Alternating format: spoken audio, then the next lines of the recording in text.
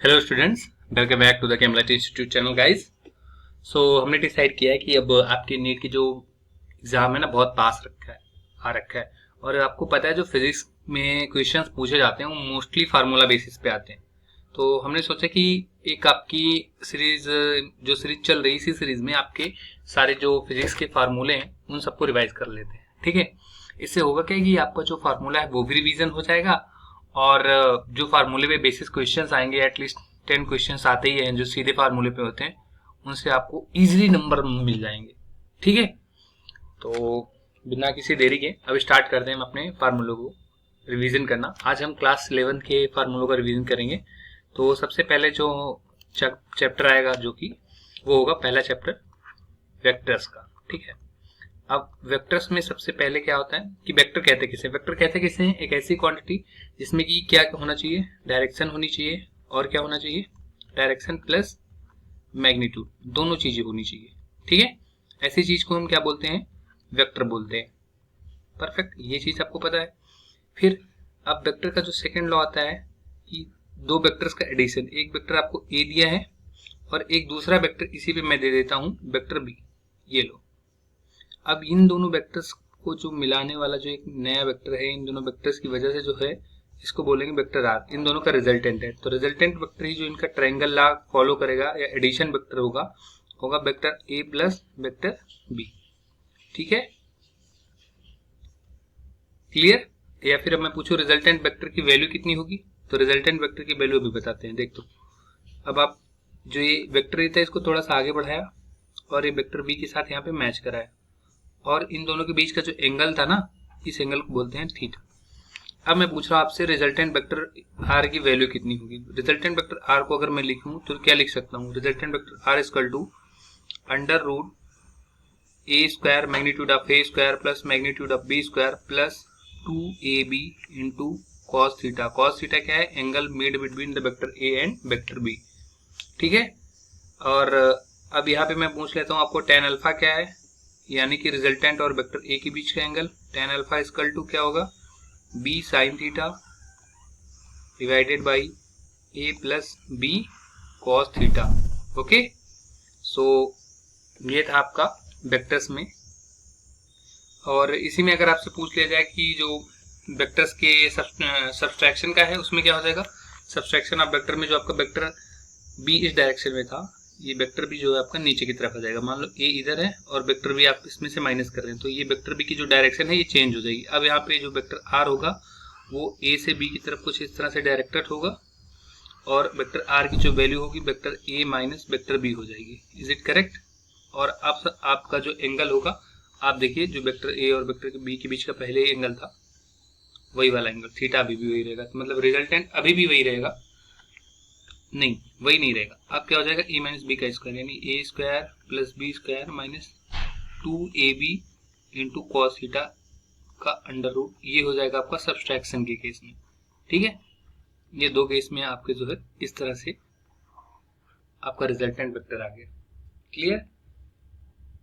इतना क्लियर होने के बाद नेक्स्ट पे जाते हैं हम लोग थर्ड क्या कि जो किसी भी जनरल वेक्टर को एक्स वाई प्लेन में कैसे दिखाते हैं। मान लो ये आपका एक्स और ये वाई प्लेन है और इसमें कोई भी एक दे रखा है जो कि वेक्टर आर है। ये अगर थीटा एंगल बना रहा है तो इस करंट पॉइंट का कोऑर्डिनेट या फिर मैं बोलूं वेक्टर आर क्या होगा, वेक्टर आर आप लिखोगे x I cap plus Y J cap, जो कि एक्स और वाई क्या है, इस पॉइंट का कोऑर्डिनेट है।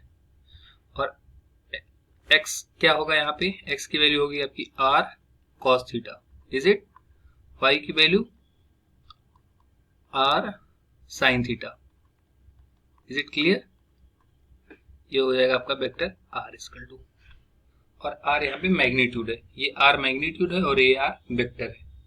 करेक्ट। ओके गाइस, यहाँ तक हो गया। अब हम इसके आगे देखते हैं क्या। सबसे पहले अब तक हमने कितना पॉइंट देखा, 3 पॉइंट। फोर्थ पॉइंट देखते हैं, what will be the scalar product. Scalar product क्या होता है, स्केलर प्रोडक्ट के लिए आप ये देखो कि आपको दो वेक्टर गिवन है, vector A and vector B. ठीक है, और इनके बीच का angle between two vectors, vector A और वेक्टर बी का जो डॉट प्रोडक्ट होगा, डॉट प्रोडक्ट को इस तरह दिखाते हैं, वेक्टर ए का जो डॉट प्रोडक्ट होगा वो होगा ए बी कॉस थीटा। और थीटा क्या होता है, थीटा होता है angle made between the vector A and vector B. ठीक है, अब चलो वेक्टर ए को मैं डिनोट कर दूं कैसे। मान लो उसका X component A X I, Y component A Y J, ठीक है, और Z component A Z K cap. Vector B क्या होगा आपका, B X I cap B Y J cap plus B Z K cap. अब यहाँ पे ए dot B क्या होगा जल्दी बताओ, इन दोनों का डॉट प्रोडक्ट एक्स का एक्स वाले से, यानी कि ए एक्स बी एक्स प्लस ए वाई बी वाई प्लस ए जेड इंटू बी जेड, ये हो जाएगा आपका इसका डॉट प्रोडक्ट। क्लियर। अब आपसे मैं पूछ रहा हूँ कि कुछ स्टैंडर्ड जो नोटेशंस हैं, आई डॉट आई की वैल्यू क्या होती है 1, sorry I dot I J dot J equal to K dot K, इन सारे की वैल्यू 1 होती है।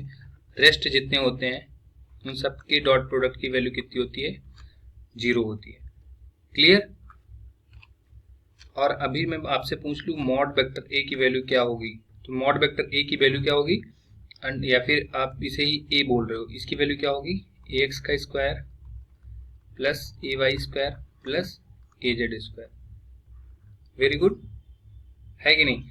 अब जब आपको ए पता है ऐसा है तो बी भी कुछ इसी तरह होगा। तब मैं पूछता हूँ आप कॉस थीटा कैसे लिखोगे, कॉस थीटा इक्वल टू क्या हो जाएगा, ए डॉट बी, यानी कि ये लिखो, ऊपर लिखो A dot B upon A B. अब आपको पता है ए डॉट बी कितना है और ए बी कितना है, इक्वेशन में रख दो, ये आपको जो है तुरंत मिल जाएगा। Correct, clear. और एक और नेक्स्ट आता है आपका, सॉरी यहाँ पे आप कुछ एग्जांपल्स देख लो, जैसे कि जो वेक्टर स्केलर प्रोडक्ट को जो फॉलो करते हैं, स्केलर प्रोडक्ट को फॉलो करने वालों का कुछ एग्जांपल आप मुझे बता सकते हो क्या। जैसे कि आपका एक तो होता है work done equal to F dot D, यानी एफ डी कॉस थीटा। फिर आपका पावर होता है, पावर क्या होता है, F dot V, force into velocity. फिर इलेक्ट्रिक फ्लक्स पाई ई की बात करूं मैं, जो कि आप 12th में पढ़ते हो, क्या होता है, ई डॉट ए होता है। पाई ई के बाद आप क्या होता है, मैग्नेटिक फ्लक्स भी होता है, इलेक्ट्रिक फ्लक्स के साथ साथ बी डॉट ए। फिर पोटेंशियल एनर्जी क्या होता है, U equal to minus P dot E.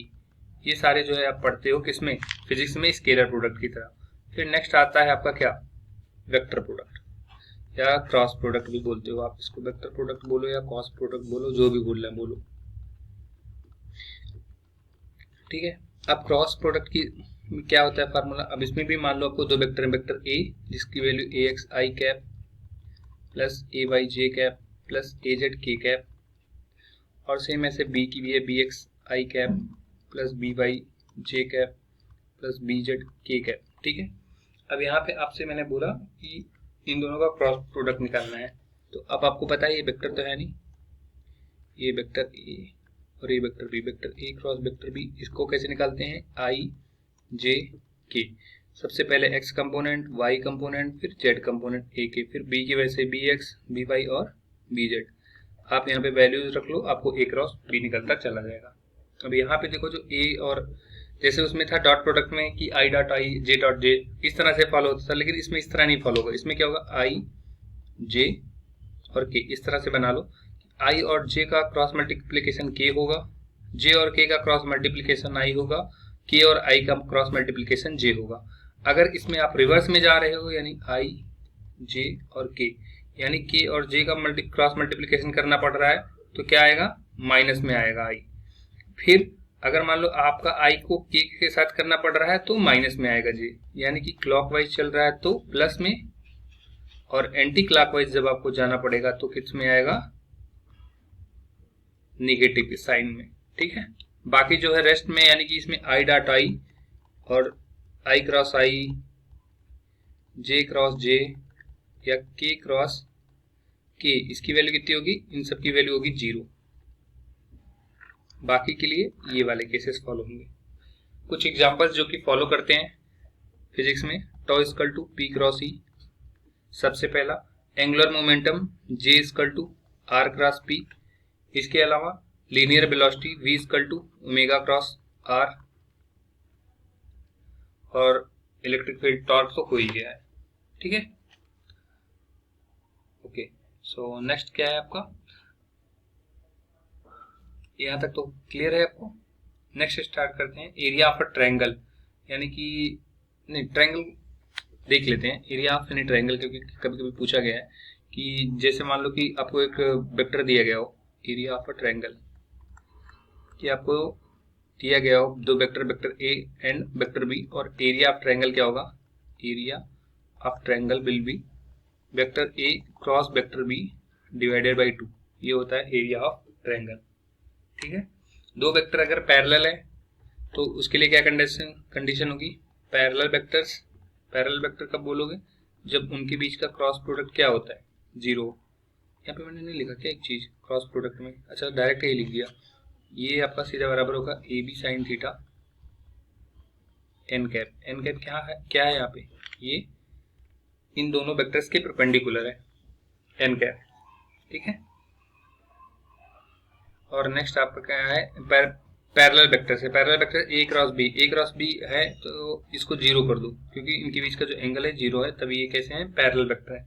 Perpendicular vector के लिए क्या होगा, परपेंडिकुलर वेक्टर के लिए आपकी जो कंडीशन बन के आएगी वो क्या आएगी, vector A dot vector B की वैल्यू कैसी होनी चाहिए, 0 होनी चाहिए। Is this clear? Okay, second chapter यहाँ से लेते हैं। सेकंड चैप्टर आपका क्या, काइनेमेटिक्स। ठीक है, एक सेकंड, ओके, सेकंड आपका यहाँ से उठाते हैं काइनेमेटिक्स के फॉर्मूले, इन सारी चीज़ों पर रिवीजन करते हैं। सबसे पहला आएगा आपका डिस्प्लेसमेंट। डिस्प्लेसमेंट क्या है और डिस्टेंस क्या है, ये आपको पता होनी चाहिए। एंड डिस्टेंस ये बहुत फेमस है, सबको पता हो जाता है इतने टाइम मल्टीपल रिवीजन्स के बाद, जैसे ए बी और ये सी। तो जो ए सी बी है ये आपकी डिस्टेंस होगी, और जो ए बी है ये आपका क्या होगा, डिस्प्लेसमेंट होगा। बात क्लियर, खत्म, बात यहीं पे से ज़्यादा आगे कुछ करने की जरूरत नहीं है। अब आती है एवरेज वेलोसिटी। वी एवरेज की वेलोसिटी क्या होती है, डिस्प्लेसमेंट अपॉन, यानी कि कितना डिस्प्लेसमेंट हुआ है, अपॉन टाइम ट्रेवल्ड, कितना टाइम लगा है ट्रेवल करने में। बात खत्म, फार्मूले का, इससे ज़्यादा कुछ नहीं। सेम एवरेज वेलोसिटी के साथ आपका क्या, एवरेज स्पीड। एवरेज स्पीड, अब स्पीड आपको पता है स्केलर क्वांटिटी है, स्केलर क्वांटिटी है तो इसमें डिस्टेंस आ जाएगी, distance, total distance upon time interval, is this clear? Velocity आपकी क्या होती है, वेलोसिटी आपकी क्या होती है, ये आपकी वेक्टर है, वेलोसिटी आपकी वेक्टर है, और स्पीड आपका क्या होता है, स्केलर होता है। Is this clear? Okay, displacement को डिनोट करते हो एक्स से, वेलोसिटी क्या होती है, v इक्वल टू क्या होता है, dx बाई dt। ठीक है, फिर एक्सेलरेशन आया, एक्सेलरेशन को क्या लिखते हो, एक्सेलरेशन को लिखते हो dv बाई dt या फिर d square X divided by dt square. Is this clear? Very good. अब यहाँ से इससे आगे देखते हैं हम लोग। अब देखो, जो आपको x और t का ग्राफ है, ये आपको क्या देगा, वेलोसिटी। x t का ग्राफ आपको क्या देगा, वेलोसिटी देगा, उसका स्लोप जो है वेलोसिटी देगा। ऐसे ही v और t का जो स्लोप होगा वो आपको क्या देगा, एक्सेलरेशन देगा। लेकिन जो इसके बाद जो आपका किसका, आपको जो v और t का जो ग्राफ है, एरिया क्या देगा v और t ग्राफ का, ये अगर आप ये आपको डिस्टेंस भी देगा, डिस्टेंस भी दे सकता है, एंड और लिख लो, और डिस्प्लेसमेंट। आप जो निकालना चाहते हो, डिस्प्लेसमेंट निकालोगे तो नेगेटिव एरिया को नेगेटिव, पॉजिटिव एरिया को पॉजिटिव रखोगे। ठीक है, वेरी गुड। और अगर आप एक्सेलरेशन और टाइम के बीच का एरिया निकालते हो तो ये आपको क्या देगा, वेलोसिटी। ठीक है, इतना क्लियर, ये बहुत ध्यान रखना, इसमें आते रहते हैं क्वेश्चंस। ओके, नेक्स्ट हम लोग बात करने वाले हैं किसके बारे में, तीनों इक्वेशन ऑफ मोशन के बारे में बात कर लेते हैं। ठीक है, किसके बारे में, इक्वेशन ऑफ मोशन। क्या होता है equation of motion? Equation of motion जो आपको तीनों होते थे, क्या होता है, v इक्वल टू, v जहाँ पे आपकी final velocity, u initial, a acceleration और t time, v equal to u plus at। फिर आपका आता है as जो डिस्प्लेसमेंट है, s equal to ut plus half at square. फिर आपका v square equal to u square plus 2as। लेकिन यहीं पे अगर कोई फ्री फॉल है, ये तो नॉर्मल हुआ, अगर मैं कह रहा हूँ कोई फ्री फॉलिंग बॉडी है तो उसके लिए जो एक्सेलरेशन होगा, फ्री फॉलिंग बॉडी, उसके लिए a की वैल्यू जो होगी वो माइनस जी के बराबर होगी, यानी v equal to u minus G T, s equal to U T minus half G T square, G जहाँ पे ग्रेविटेशनल एक्सेलरेशन है, v square equal to u square minus 2gs। Is it clear?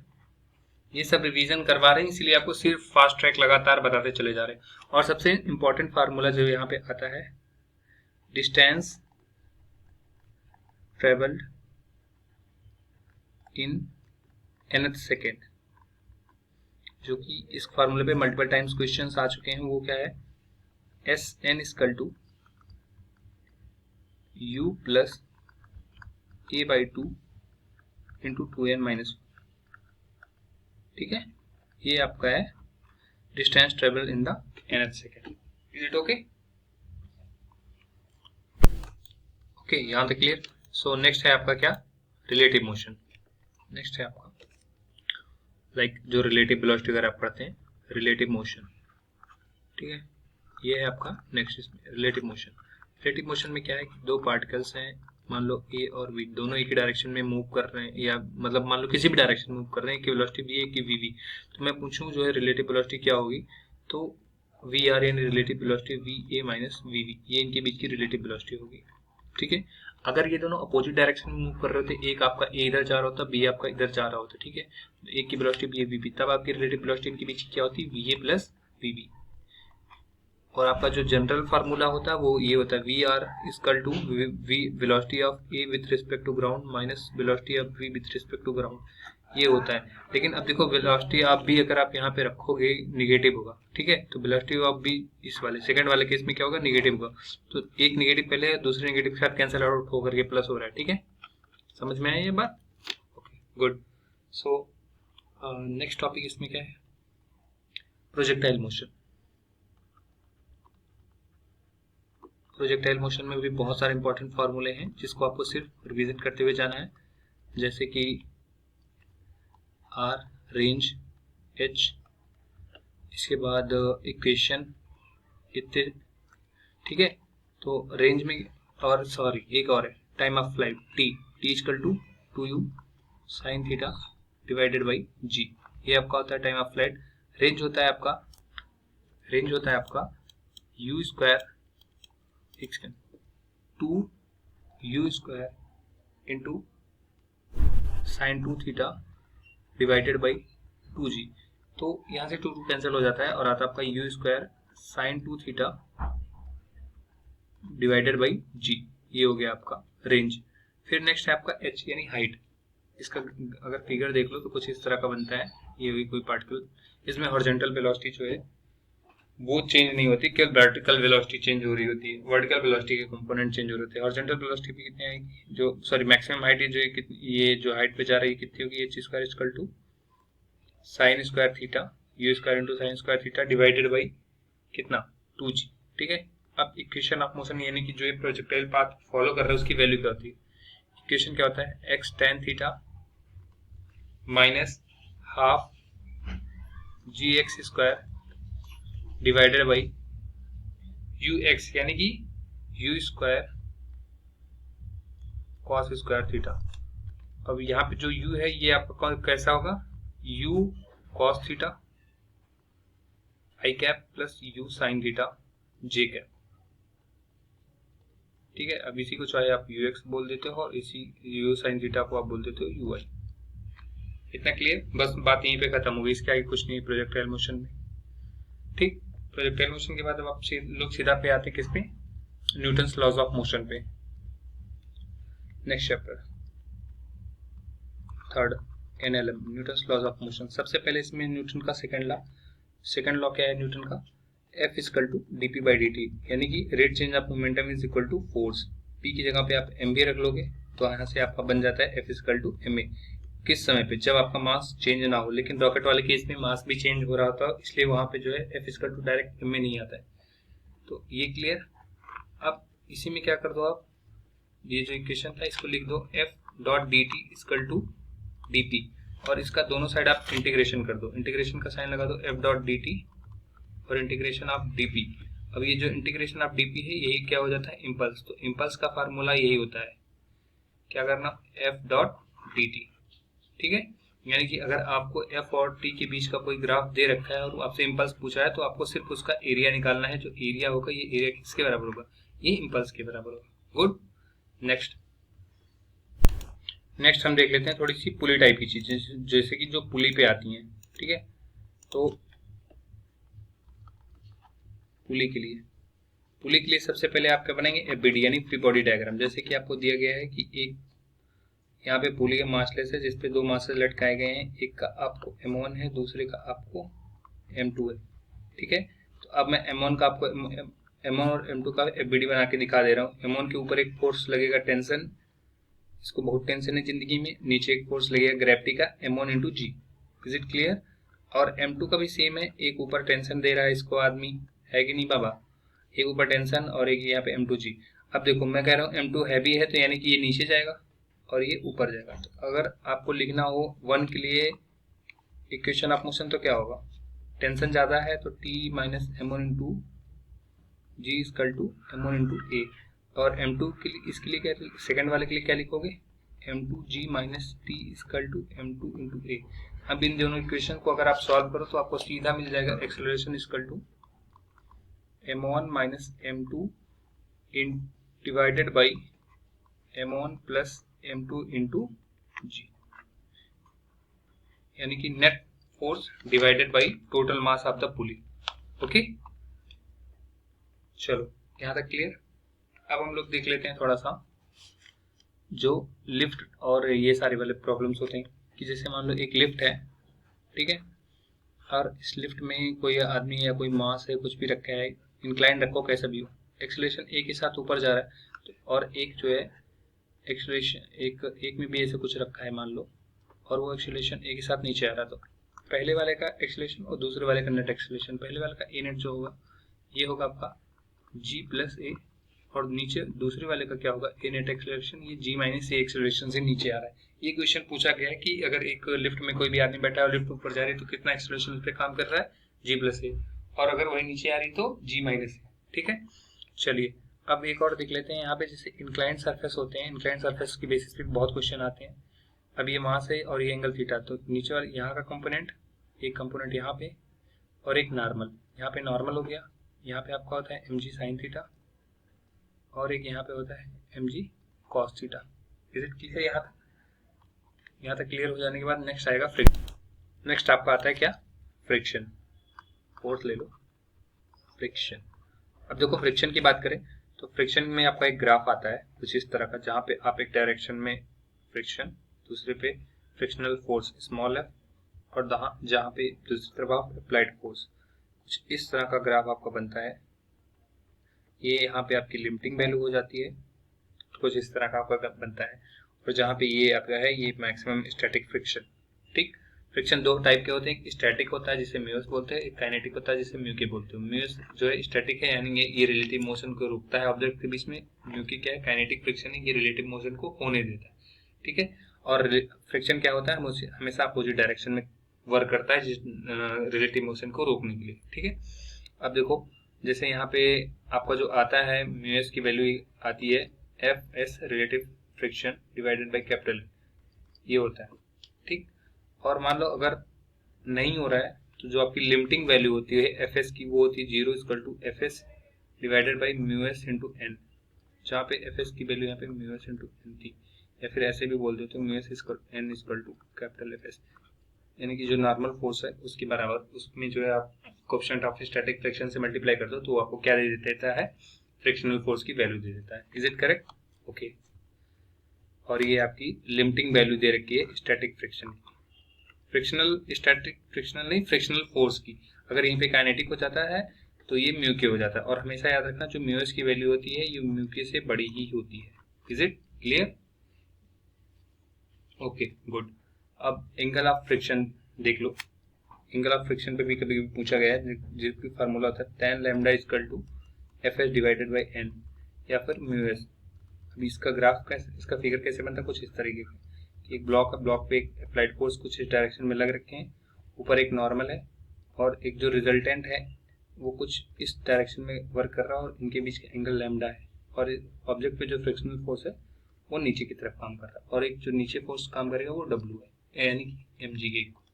तो यहाँ से जो tan lambda है वो उसकी वैल्यू कुछ ये रहती है, इसे बोलते हैं एंगल ऑफ फ्रिक्शन, जो लैम्डा वैल्यू बन रही है, ठीक है।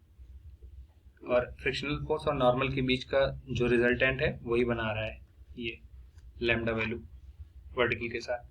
अब देखो एंगल ऑफ रिपोज क्या होता है। एंगल ऑफ रिपोज यानी कि जैसे कि मैंने पहले बनाया था ये थीटा, यही थीटा है, नीचे की तरफ क्या लगेगा mg cos theta, left side में क्या लगेगा mg sin थीटा, ऊपर लगेगा नॉर्मल, फ्रिक्शन प्रेजेंट है तो इस डायरेक्शन में म्यू इंटू एन, एन कितना है mg cos थीटा के बराबर होता है, इसमें mg cos थीटा, ठीक है। अब जो इसमें नेट एक्सेलरेशन, जितने एक्सेलरेशन के साथ ये ब्लॉक नीचे जाएगा उसकी वैल्यू क्या होती है, a equal to g sin थीटा माइनस म्यू cos थीटा। Is it clear? यहाँ तक क्लियर हो जाना चाहिए। नेक्स्ट चैप्टर आ गया आपका वर्क पावर एनर्जी। कौन सा है ये? आई थिंक छठवा आ गया, वर्क पावर एनर्जी। चलिए सबसे पहले हम लोग किसी बात करेंगे, सबसे पहले बात करेंगे यहाँ पे, नेक्स्ट है आपका वर्क पावर एनर्जी, ठीक है। तो वर्क पावर एनर्जी में क्या है, वर्क पावर एनर्जी में सबसे पहले आपका आता है वर्क। वर्क का फॉर्मूला क्या होता है, वर्क इक्वल टू, वर्क को डिनोट कैसे करते हैं, W W equal to F dot D R. अगर मान लो डब्ल्यू ऐसे सिंपल ना होकर के इंटीग्रेशन की तरह लिखना तो D W equal to F dot D R का भी इंटीग्रेशन कर लो और डी डब्ल्यू आपका डब्ल्यू के बराबर आ जाएगा। Is it clear? ठीक है। और एरिया एफ डी आर यानी कि इनके बीच का जो एरिया होगा इन दोनों के कर्व का, ये आपको क्या दे देगा, वर्क डन दे देगा, ठीक है। अब देखो एफ डॉट डी आर यानी कि ये डॉट प्रोडक्ट है तो यानी इसके थीटा पर डिपेंड करता है कि जो वर्क डन है ये पॉजिटिव होगा या निगेटिव होगा। अगर थीटा जो है 90 से कम है तो पॉजिटिव होगा, थीटा अगर 90 से ज्यादा है तो निगेटिव होगा। जीरो वर्क डन कब होगा, जब थीटा की वैल्यू कितनी हो, 90 डिग्री हो, तब जो है डब्ल्यू की वैल्यू कितनी होगी, जीरो। अगर थीटा की वैल्यू ग्रेटर देन 90 है तो डब्ल्यू की वैल्यू क्या होगी, निगेटिव। अगर थीटा की वैल्यू क्या हो, लेस देन 90 हो तो डब्ल्यू की वैल्यू क्या होगी, पॉजिटिव। Is it good? अब देखो फिर बात यहाँ पे कर लेते हैं फोर्सेस। फोर्सेस कितने टाइप के होते हैं, फोर्सेस यहाँ पे दो टाइप के पढ़ने पड़ते हैं आपको, एक कंजर्वेटिव होता है और एक होता है आपका नॉन कंजर्वेटिव। ये फर्स्ट है, ये आपका सेकेंड है, नॉन कंजर्वेटिव। अब देखो कंजर्वेटिव फोर्सेस जो होती है ना, कंजर्वेटिव फोर्सेस में होता क्या है, conservative forces in the sense कि जिसमें कि आपकी जो ये पाथ पे डिपेंड नहीं करती है, लेकिन नॉन कंजर्वेटिव फोर्सेस पाथ पे डिपेंड करती है, ठीक है। तो यानी कि जो आपकी कंजर्वेटिव है ये क्या है, इंडिपेंडेंट है पाथ से, और जो नॉन कंजर्वेटिव है वो डिपेंडेंट है पाथ पे। तो अब देखो कंजर्वेटिव जो इंडिपेंडेंट है तो इसमें जो अगर आप कोई लूप में वर्क कर रहे हो तो उसका नेट वर्क डन क्या हो जाता है, जीरो हो जाता है। किसी भी वर्क डन के राउंड ट्रिप में, ऐसे है राउंड ट्रिप में आप वर्क डन किए तो जीरो हो गया, लेकिन नॉन कंजर्वेटिव फोर्सेज में वो जीरो नहीं होता है, ठीक है। Okay good. सो फिर आता है काइनेटिक एनर्जी। काइनेटिक एनर्जी यानी कि केई को किस तरह से डिनोट करते हो, half M V square. Clear यहाँ तक? फिर नेक्स्ट आपका आ जाता है पोटेंशियल एनर्जी। पोटेंशियल एनर्जी क्या होती है, किसी भी कॉन्फ़िगरेशन की एनर्जी होती है उसके खुद के सिस्टम की वजह से होती है और इसे डिनोट करते हैं यू से। यू किस क्या होता है, यू इक्वल टू होता है, यू को डिनोट करते हैं F equal to minus D U by D X, इस तरह से। Is it clear? यानी कि आपको पता है यहाँ से एफ डॉट डी एक्स कर लो, एफ डॉट डी एक्स कर लोगे तो आपको डी डब्ल्यू मिल जाएगा। तो यानी कि जो डी यू की वैल्यू होगी वो माइनस किसके बराबर, माइनस डब्ल्यू के बराबर। यानी डी यू को आप यू भी कर दो तो माइनस डब्ल्यू के, वर्क डन के जो है निगेटिव के बराबर आ जाती है आपकी इसकी वैल्यू, किसकी, पोटेंशियल एनर्जी की वैल्यू जो है आपकी इसके निगेटिव के बराबर आ जाएगी। इतना क्लियर? वैसे डी यू है तो डेल्टा यू लिख लो, ज़्यादा बेटर होता है, ठीक है। अब पोटेंशियल एनर्जी का आपका एक ग्राफ बन जाएगा, वो किस तरह का बनता है, वो कुछ इस तरह का बनता है। U equal to potential energy दोनों तरह की होती है, अट्रैक्टिव और रिपल्सिव। आर यानी कि डिस्टेंस के साथ कैसा बिहेव करेगी, तो ये देखो एक ये आता है, एक ये आता है। ये ऊपर वाला आपका क्या होगा, ये रिपल्सन होता है ऊपर वाला, नीचे वाला आपका होता है अट्रैक्शन। ये आपने किसमें, वान डेर वाल्स में भी पढ़ रखा होगा। क्लियर? फिर आपका आता है पोटेंशियल एनर्जी कर्व जो कि दिया रहता है उसमें, और पोटेंशियल एनर्जी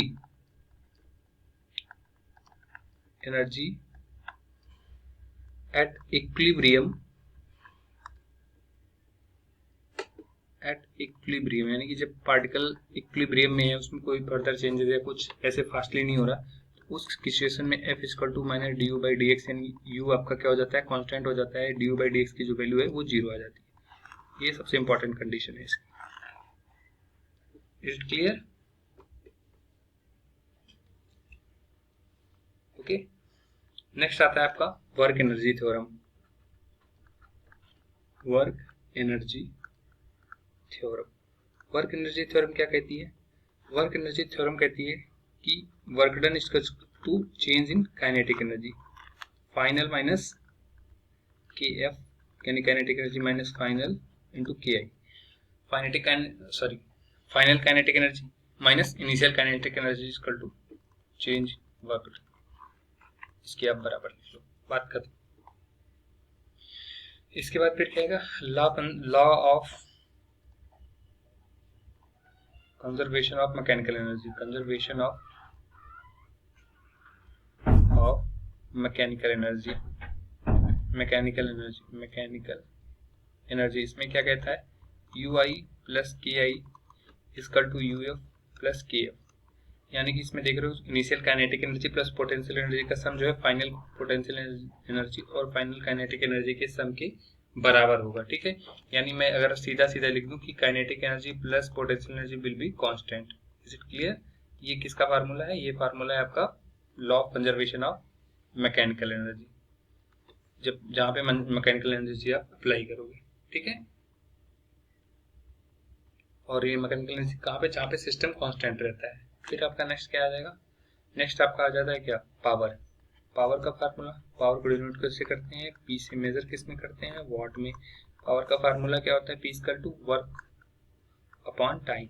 ये होता है आपका पावर का फार्मूला। सीधा सिंपल, बात खत्म यहीं पे।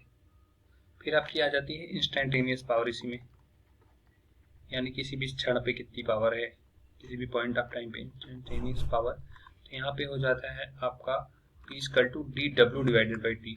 डब्ल्यू आपको पता है कितना था? F dot D X D by D T. F constant है तो D X by D T यानी वेलोसिटी, यानी एफ डॉट वी के बराबर आ जाता है। Is it clear? Okay, so next हम लोग देख, सो नेक्स्ट चैप्टर है सर्कुलर मोशन।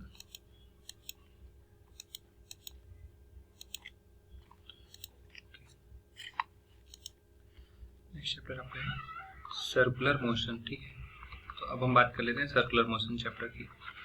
सर्कुलर मोशन में सबसे पहले आपको जो जानना पड़ेगा वो है आपका टाइम पीरियड का formula. Time period equal to क्या होता है? 1/n। एन क्या होती है? फ्रीक्वेंसी। इसमें मैं प्रिफर करता हूँ एफ लिखना, जिससे कि याद रहे, अदरवाइज कंफ्यूजन बहुत होती है एन लिखने पे, क्योंकि आपको बहुत जगह पे एन मिलते हैं। तो एफ लिखना मैं प्रेफर करता हूँ। 2π/ओमेगा। ओमेगा क्या है? Angular velocity. ठीक है, अब एंगुलर वेलोसिटी ओमेगा को क्या डिनोट करते हो? Omega equal to D theta by D T. ठीक, और थीटा इक्वल टू क्या मिलता है आपको? थीटा इक्वल टू होता है एल डिवाइडेड बाई आर। यानी कि मैं कोई एक ऐसे सर्कल ले लूं, सर्कल पे आर इसकी रेडियस है और एल इसकी लेंथ है इस आर की, और ये थीटा एंगल है, तो वहां से जो है आता है theta equal to L divided by R. इसका जो मेजरमेंट है इसको आप किसमें कर रहे हैं? रेडियन पर सेकेंड में। ठीक, फिर जैसे आपका नॉर्मल एक्सीलरेशन ए होता है, वैसे angular acceleration alpha. Alpha equal to क्या होता है? D omega divided by D T, जैसे D B by D T होता है। ठीक है, और इसको लिख सकते हो D square D theta by D T square. यहाँ पे थीटा आपके जो है डिस्प्लेसमेंट जैसे उसमें था एक्स था, यहाँ पे ये जो थीटा है आपको रिजेंबल करेगा एक्स की तरह, ओमेगा रिजेंबल करेगा वी की तरह, और जो अल्फा है ये रिजेंबल करेगा स्मॉल ए की तरह। Is it? और यहाँ पे भी 3 इक्वेशन ऑफ मोशन आते हैं। पहला क्या था? B equal to U plus A T ना, तो यहाँ पे क्या आता है? Omega equal to omega naught, यानी इनिशियल वाला, इंटू अल्फा टी।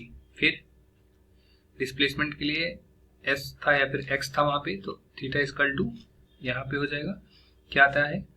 आएगा आपका omega naught into T plus half alpha into half alpha into T square. और तीसरा क्या आएगा? Omega equal to omega naught square into 2 alpha theta. Is it clear? इतना भी बहुत सिंपल था। फिर एक्सेलरेशन जो है, इसमें जो एक्सेलरेशन है वो भी 2 तरह का होता है। लेकिन पहले हम उसके पहले एंगुलर वेलोसिटी का जो फार्मूला है लिख लेते हैं। रेडियल वेलोसिटी इसमें जो आती है ये आपकी थी एंगुलर। ओमेगा कैसी वेलोसिटी? ये आपकी एंगुलर वेलोसिटी होती है, एंगुलर वेलोसिटी। फिर इसमें जो रेडियल वेलोसिटी होती है, radial velocity equal to V equal to omega cross R. ठीक है, इसमें जो आपका ये पार्टिकल मोशन कर रहा है, इसकी एक रोटेशनल वेलोसिटी होगी और एक टेंजेंशियल वेलोसिटी भी होगी, एक रेडियल और एक एंगुलर। अब इसमें साथ साथ जो है एक्सेलरेशन भी दो आता है, एक आता है टेंजेंशियल कंपोनेंट यानी एटी को क्या लिखते हो आप, dv बाई dt, ठीक है, या फिर इसी को आप क्या लिख देते हो, अल्फा, करेक्ट। फिर और एक यहाँ पे आता है आपका रेडियल कंपोनेंट एक्सेलरेशन का, इसको AR से डिनोट करते हैं, AR equal to v square divided by r, ठीक है। रेडियल कंपोनेंट कभी जीरो नहीं हो सकता। और अगर यूनिफॉर्म सर्कुलर मोशन है तो for uniform circular motion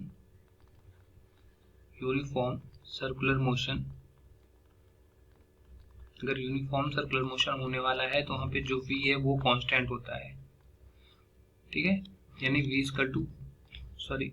equal to v square divided by r, या फिर आपको पता है v equal to omega r, से यहाँ पे क्या लिख सकते हो आप, omega square into r, correct.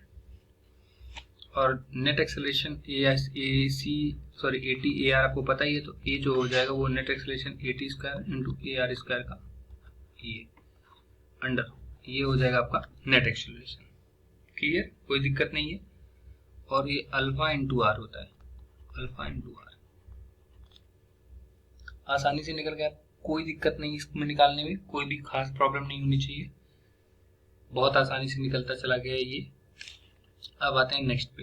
अब हम देखेंगे कि जो बैंक्ड है और अनबैंक्ड सिचुएशन पे जो कोई भी हमारी जो गाड़ी मूव कर रही होती है उसकी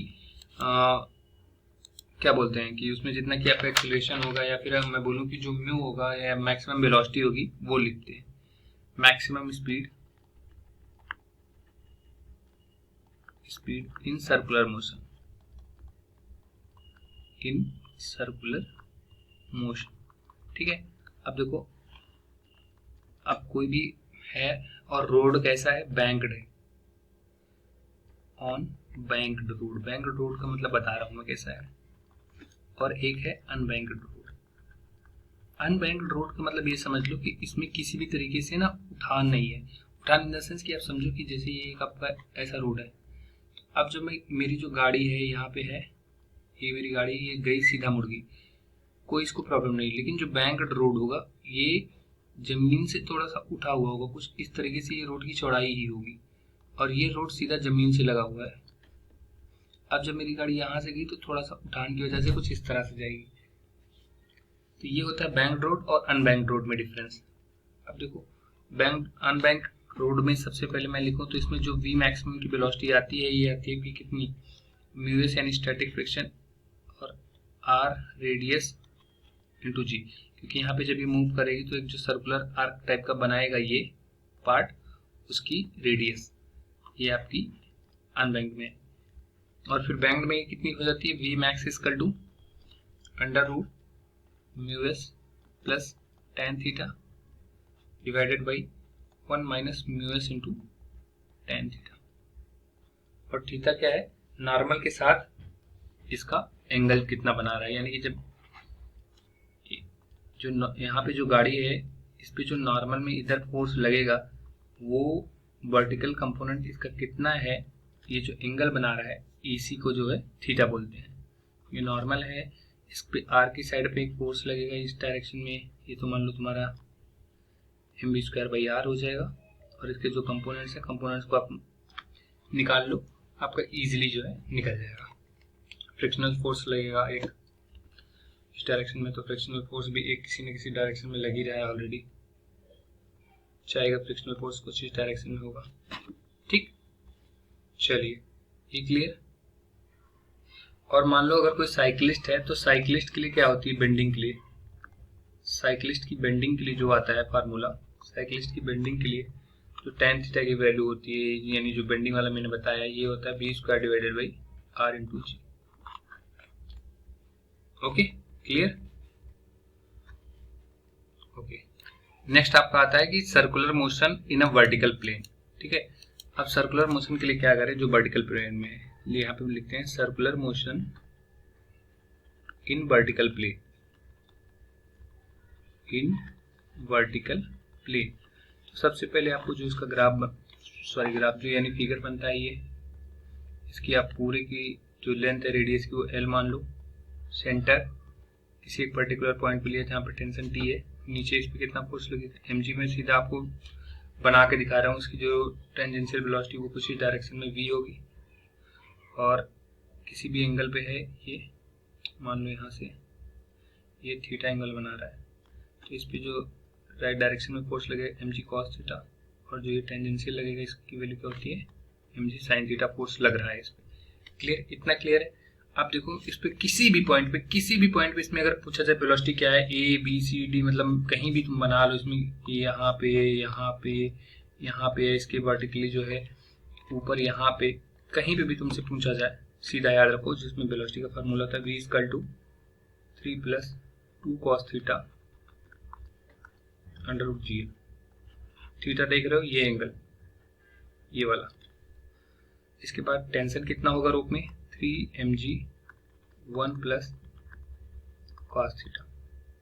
बस सिर्फ दो फार्मूला, बाकी आपको रटने रुटने की जरूरत नहीं है कि ये वो इधर उधर का केस, इतना ही याद रख लो बहुत है आपके लिए, ठीक है।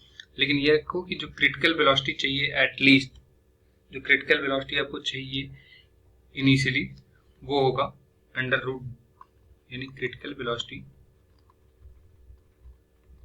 Equal to under root G L. और अगर पॉइंट सबसे ऊपरी पॉइंट पे पहुंचने के लिए, सबसे ऊपर यानी यहाँ पे पहुंचने के लिए, यहाँ पे थीटा की वैल्यू कितनी है, थीटा की वैल्यू 180, इज इट? तो cos 180 यानी cos 90 + 90 यानी माइनस sin 90 के आसपास कुछ ऐसे आएगा करके। तो यहाँ पे आपका जो आएगा फाइनल वैल्यू मिनिमम वेलोसिटी, यानी यहाँ तक b तक पहुंचने के लिए जो v होगा वो उसकी वैल्यू कितनी है 5√g। थीटा की वैल्यू 90 होगी, sorry. Is it okay? Clear, ठीक है। यहाँ पे आपका खत्म हो जाता है कौन सा, ये वाला चैप्टर। नेक्स्ट चैप्टर आपका आता है centre of mass plus collision. सबसे पहले कोलिजन के बारे में डिस्कस कर लेते हैं। तो कोलिजन भी दो तरह के होते हैं, एक तो होता है आपका इलास्टिक, एक होता है आपका इनइलास्टिक। इलास्टिक में क्या क्या क्या चीजें कंजर्व होती हैं, एक तो आपको काइनेटिक एनर्जी कंजर्व होती है, दूसरा आपका पी यानी मोमेंटम। इनइलास्टिक में क्या कंजर्व होता है पी, लेकिन काइनेटिक एनर्जी कंजर्व नहीं होती है, ठीक है। बाकी सब में ये होती है, ये डिफरेंस है। इनइलास्टिक इतने के बाद आपको कोलिजन में एक कॉन्सेप्ट और पढ़ने को मिलता है जो कि है कोएफिशिएंट ऑफ रेस्टिट्यूशन, यानी सी, कोएफिशिएंट ऑफ रेस्टिट्यूशन, ठीक है। इसमें क्या होता है approaching velocity v2 - v1 upon ut - u1। ये आपकी जो है यानी कि जो आपकी सेपरेशन की वेलोसिटी है वो आपके अप्रोच की वेलोसिटी से कुछ इस तरह से मिलेगी। एक मिनट,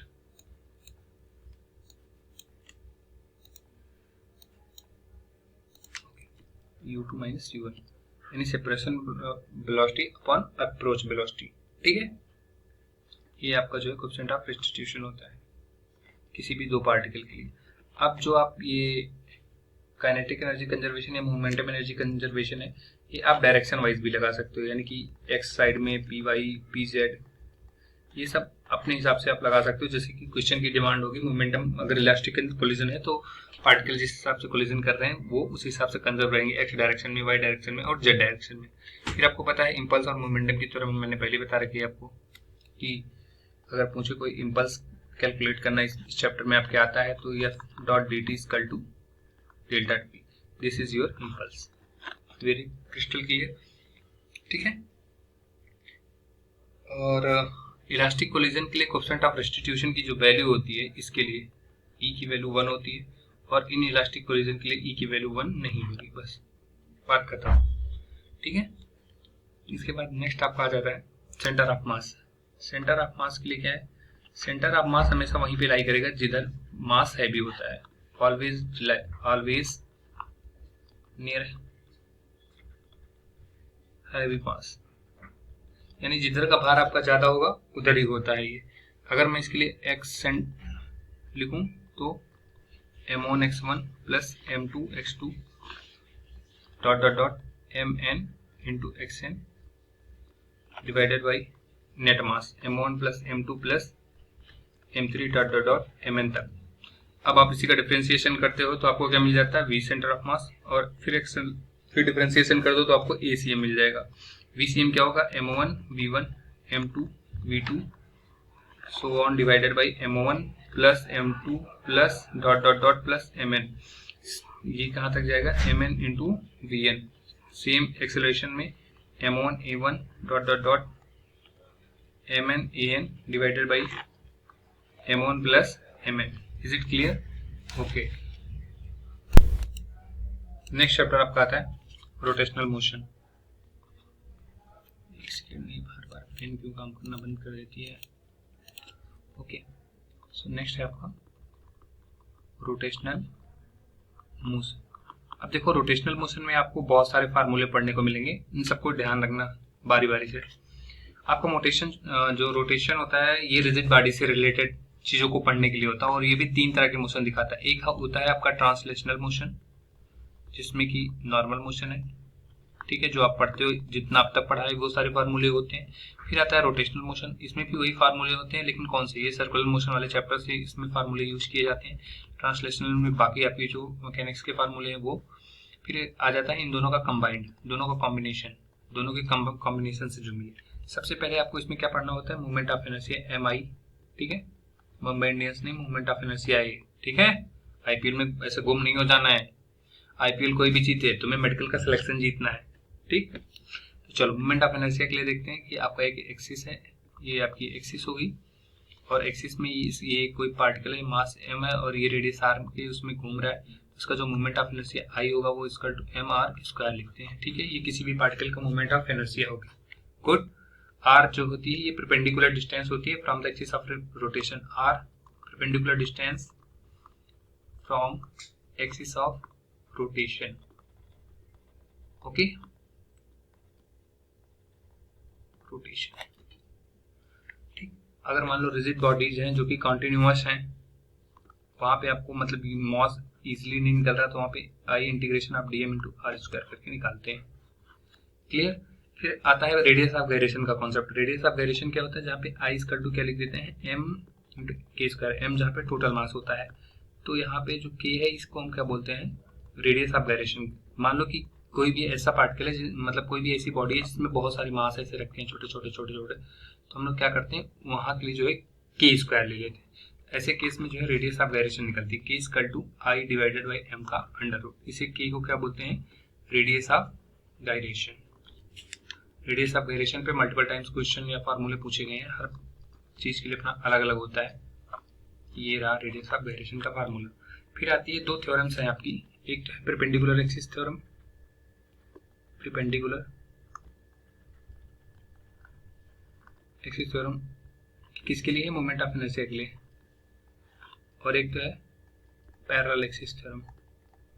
परपेंडिकुलर एक्सिस थ्योरम में क्या होता है, परपेंडिकुलर एक्सिस थ्योरम में ये है कि इसमें आप एक ऐसे ले लो बॉडी, इसमें दो जगहों पे दो जो है आपस में जो एक्सिस है वो आपस में एक दूसरे को इंटरसेक्ट कर रहे हैं, लेकिन वो दोनों एक ही प्लेन में लाई कर रहे हैं। जैसे मान लो मैं एक्स ले लूं और वाई, ये दोनों एक ही देखो प्लेन में लाई कर रहे हैं और आपस में इंटरसेक्ट कर रहे हैं 90 डिग्री पे। लेकिन इसमें जो तीसरा है जिनके परपेंडिकुलर इन तीनों के 90 डिग्री पे, वो जेड है।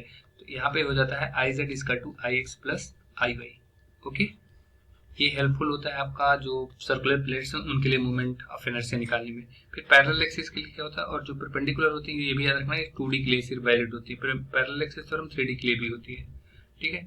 इसमें क्या होता है, इसमें कि मान लो कोई आपके पास ऐसी बॉडी है और इस बॉडी में आपका यहाँ पे दिया है आपका सेंटर ऑफ मास से कितना मूवमेंट ऑफ इनर्शिया पास कर रहा है। अब सडनली आपको किसी एक ऐसे पॉइंट पे स्मॉल डी डिस्टेंस पॉइंट पे भी निकालना है, कितना होगा आई।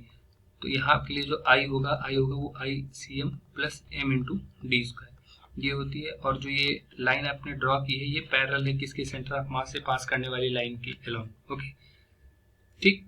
अब इसके आगे देखते हैं, इसके आगे जो आपको देखना है, यहाँ पे हम लोग देखने वाले हैं रिंग और इन सब का मूवमेंट ऑफ इनर्शिया थोड़ा देख लेते हैं।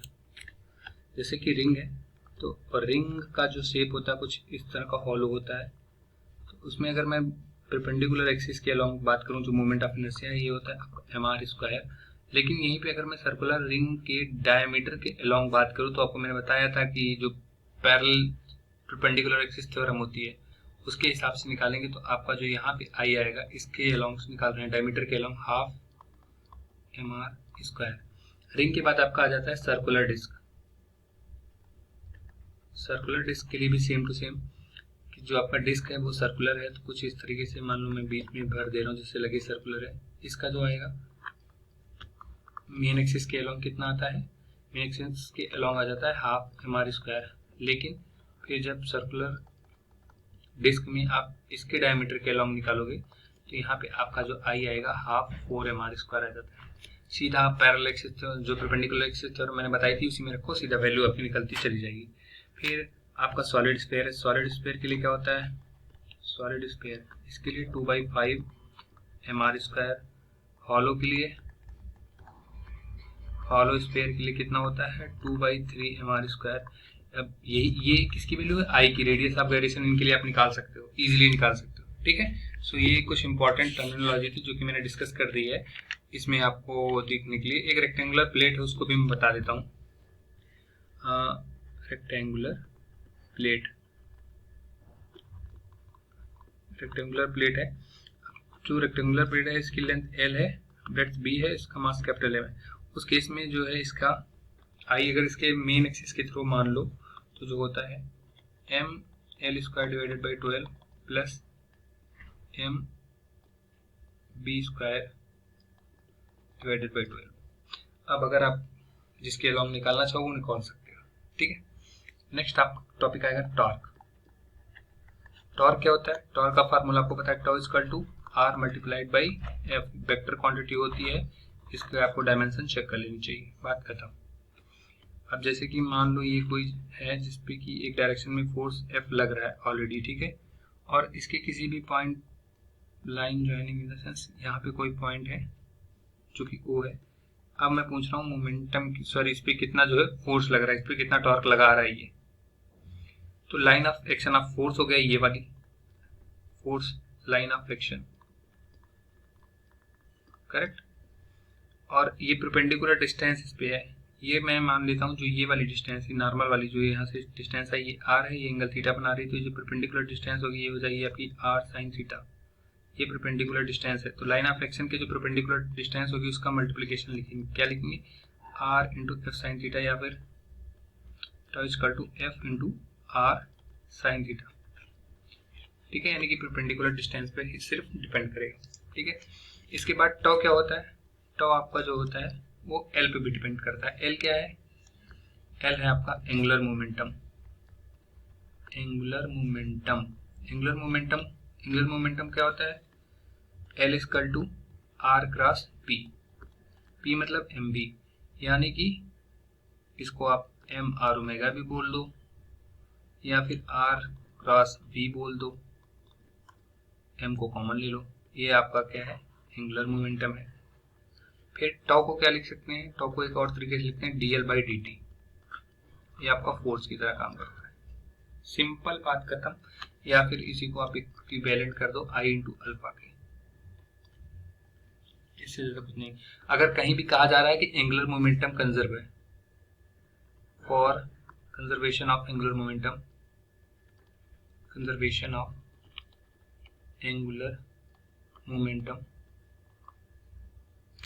क्या रखोगे आप, जो टॉ एक्सटर्नल की वैल्यू है आपकी, यानी जो टॉ है उसकी वैल्यू 0 है, यानी कि जो आपका L है वो कांस्टेंट है। Is it clear. और L इक्वल टू आप यहाँ पे mr ओमेगा की जगह एक चीज और लिख सकते हो, L equal to I omega, यानी तो ये mr स्क्वायर होना चाहिए, mr omega square.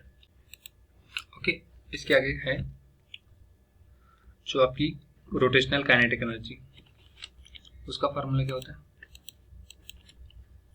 Rotational kinetic energy यानी कि इसका फार्मूला होता है आपका हाफ आई ओमेगा स्क्वायर, या फिर L square divided by 2i, या फिर हाफ एल इंटू ओमेगा,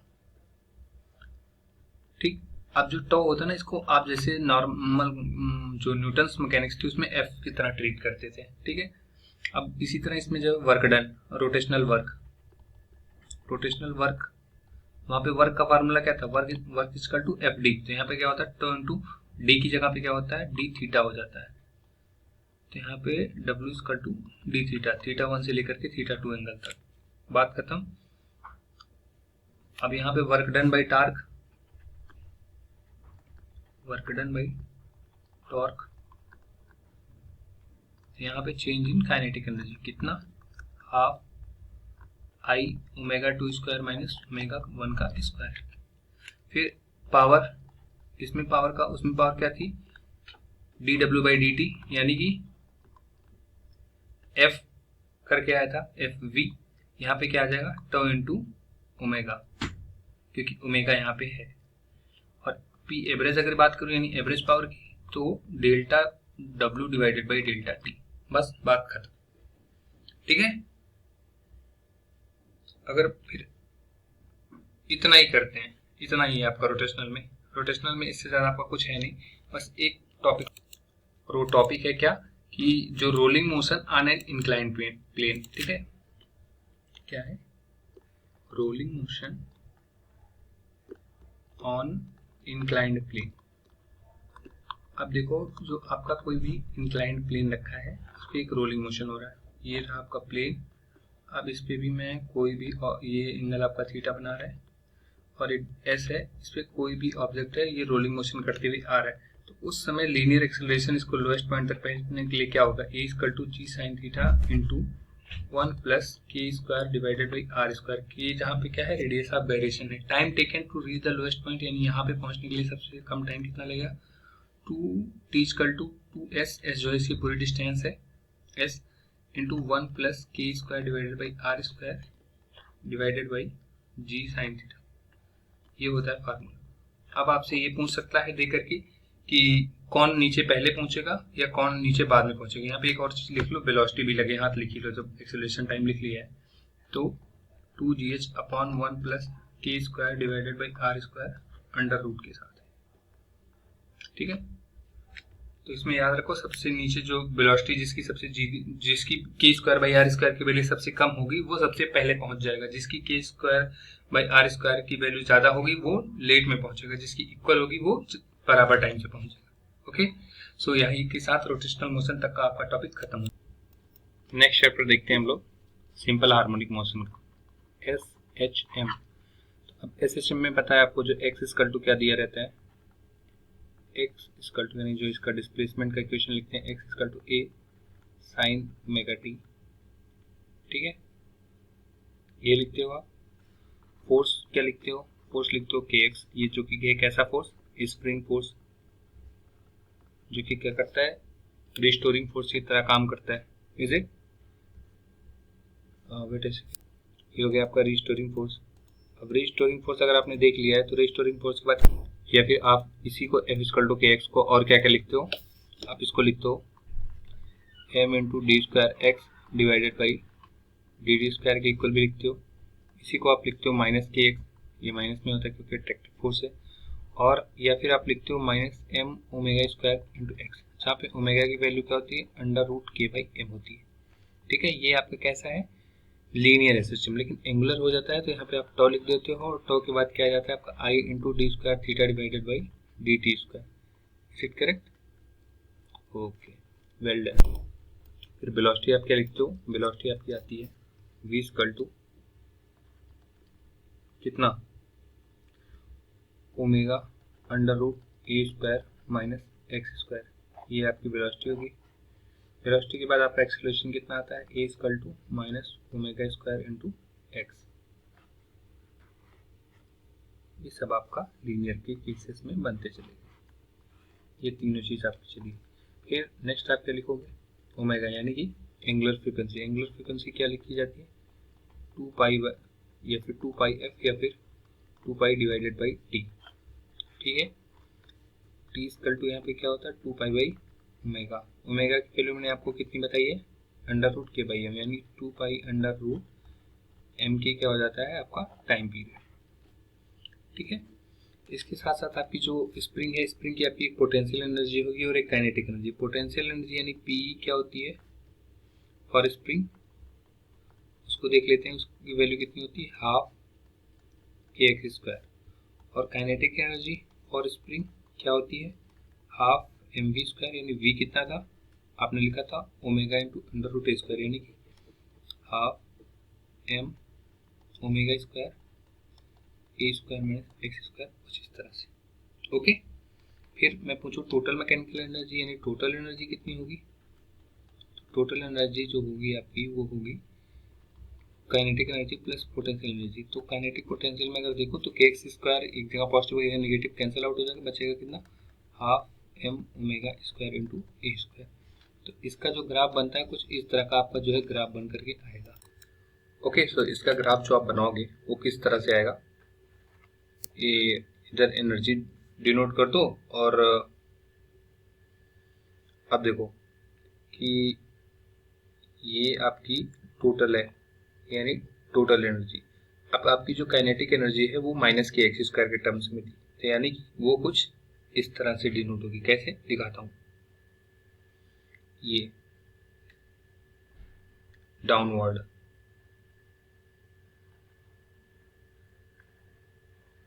ये आपकी क्या है, रेड वाला क्या है काइनेटिक एनर्जी, ब्लैक वाला क्या है टोटल एनर्जी। अब ये जो ग्रीन वाला दिखाने जा रहा हूं ये है आपकी पोटेंशियल एनर्जी। पोटेंशियल एनर्जी किस तरह से, ये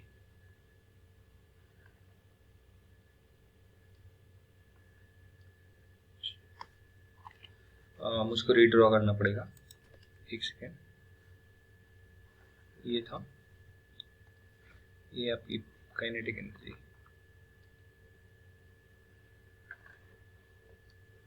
और आपकी जो पोटेंशियल है वो कुछ इस तरह से।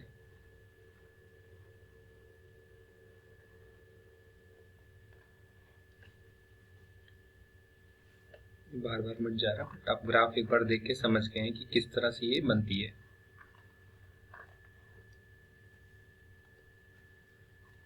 इट्स ओके, बट आप आई थिंक ओवरऑल आइडिया पा चुके हैं। जो आपको पीडीएफ मिलेगा उसमें बना बनाया रहेगा, डोंट वरी। ठीक है, ये हो गया। इसके बाद स्प्रिंग ब्लॉक का जो सिस्टम होता है, जहाँ पे स्प्रिंग को आप सीरीज कॉम्बिनेशन में देखो, सीरीज कॉम्बिनेशन, इसके बाद आपका पैरेलल कॉम्बिनेशन। अब देखो सीरीज में किस तरह से इसका डायग्राम होगा, पैरेलल में किस तरह से होगा। सीरीज में इसका डायग्राम कुछ इस तरह से है, ये फिर ये और ये। अब यहाँ पे आप एक मास एम का लगा दो, ये किसका है सीरीज का। पैरेलल वाले में कुछ इस तरह से, ये रही, ये है पैरेलल में। अब सीरीज वाले कॉम्बिनेशन के लिए मैं टाइम पीरियड लिखूं तो क्या होगा, 2 पाई m divided by K effective. और पैरेलल के लिए लिखूं तो इसके लिए भी होगा t divided by 2 pi m के इफेक्टिव। अब दोनों में के इफेक्टिव में डिफरेंस है, यहाँ वाले का के इफेक्टिव क्या होगा, 1 by K effective equal to 1 by k1 प्लस 1 बाई k2 प्लस 1 बाई k3। ये जो k1 k2 k3 है, ये जो तीनों स्ट्रिंग मैंने यूज की थी उसका स्प्रिंग कांस्टेंट है, k1 k2 k3। सेम इसमें भी k1 k2 और k3, लेकिन इसमें के इफेक्टिव क्या होता है, इसका के इफेक्टिव होगा direct k1 plus k2 plus k3, यानी ये सीधा किसकी तरह बिहेव करेगा, कैपेसिटर की तरह बिहेव कर रहा है, जैसे उसमें सीरीज और इन सब का कॉम्बिनेशन होता है। ठीक है, और इसके बाद आपका एक आता है कोनिकल पेंडुलम। तो कोनिकल पेंडुलम जो होता है, तो जो ये आपका कोनिकल पेंडुलम होगा, कोनिकल पेंडुलम के लिए आपको एक अलग से फार्मूला लिखना पड़ेगा, उसको लिख देते हैं कोनिकल पेंडुलम।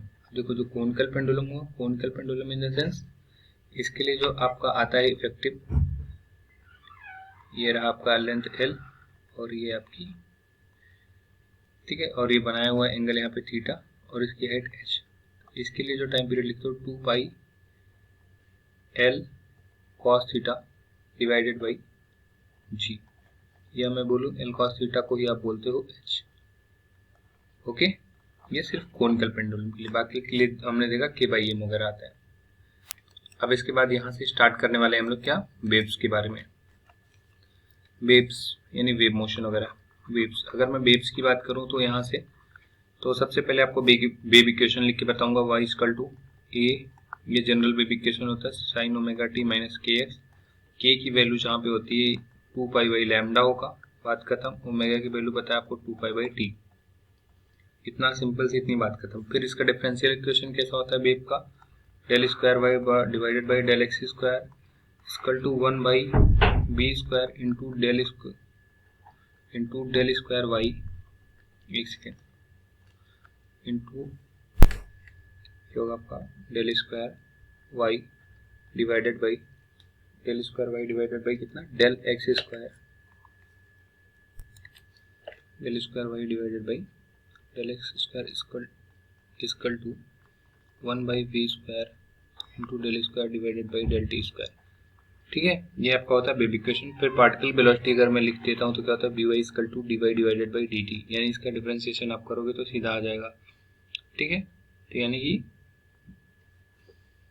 क्या, A omega into cos omega T minus X, ये किसका डिफरेंशिएशन है, ये इसका डिफरेंशिएशन। ये पार्टिकल की भी वेलोसिटी होती है। लेकिन वेव की वेलोसिटी क्या होती है, wave velocity equal to V P equal to क्या होता है आपका, ये होता है आपका dx बाई dt, यानी कि ओमेगा बाई के। ठीक है, अब इसके बाद हम देख लेते हैं एनर्जीज क्या लिखी जाती हैं इसमें। अभी सबसे पहले हम इसकी एनर्जीज को लिख लेते हैं। सबसे पहले लिखता हूँ मैं kinetic energy per volume, kinetic energy divided by volume कितना आएगा, ये आपका half rho omega square A square into cos square omega T minus K X, ये हो गया। फिर आपका आएगा potential energy divided by volume, कितना होता है ये, same half rho omega square A square into cos square omega T minus K X, same, no difference. फिर मैं अगर बात कर लूँ total energy divided by volume, तो ये आपका आता है, दोनों को सम करो, rho omega square A square into cos square omega T minus K X. अब मैं cos square omega T minus X की एवरेज वैल्यू लूँ, यानी कि फिर वो क्या बन जाती है, वो बन जाती है प्रेशर एनर्जी डेंसिटी, वो क्या लिखी जाएगी आपकी, U equal to half rho omega square into A square. Clear. फिर इसके बाद आप चाहो तो पावर भी लिख सकते हो, या फिर आप सीधा इंटेंसिटी लिख लो, ये पावर भी लिख लो, P equal to half rho omega square into A square multiplied by S into V, S जहाँ पे क्या है क्रॉस सेक्शनल एरिया है। ठीक है, फिर इंटेंसिटी यानी कि I equal to power upon area of cross section, तो ए से ए कैंसिल हो जाएगा तो बचेगा कितना, यानी कि P डिवाइडेड बाई ए होता है आपका इंटेंसिटी, तो बचेगा 1/2 rho into A square into V. Deal done. अब नेक्स्ट आते हैं हम लोग speed of transverse wave,